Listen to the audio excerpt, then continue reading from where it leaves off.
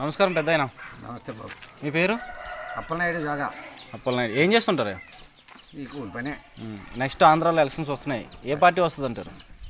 వైఎస్ఆర్ వస్తుందని నేను అనుకుంటున్నాను. ఎందుకని? ఆయన పెట్టిన సంక్షేమ పథకాలు.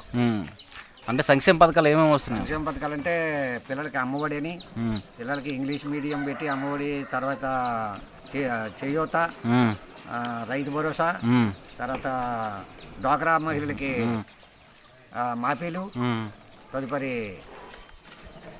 ఇంకా చాలా అనేక రకరకాల సంక్షేమ పథకాలు పెట్టి ఉన్నారు. అంచేత ఆయన నేను ఇది వరకు సుమారు ఒక 6-7 ముఖ్యమంత్రులు చూసుంటాను.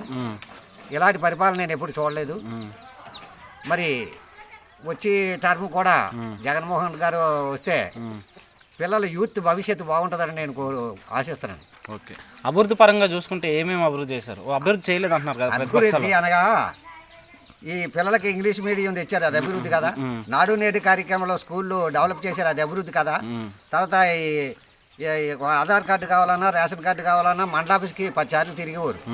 అటువంటిది ఇలా వాలంటరీ వచ్చి వెంటనే నోట్ చేసుకొని వెళ్ళి సచివాలయంలో వెంటనే 24 గంటల్లో వాళ్ళకి ఆధార్ కార్డు అని, రేషన్ కార్డు అని, అనేక రకాల డెత్ సర్టిఫికేట్ అని, ఇంకా అనేక రకాల కార్డులన్నీ తెచ్చిస్తారు ఇంటికి. ఓకే.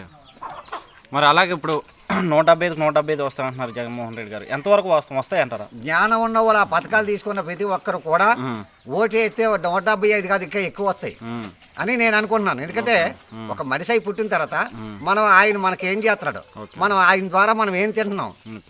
విశ్వాసం గల మానవులు ఎవరైనా సరే తీసుకోకూడదు, తీసుకుంటున్నారు కదా.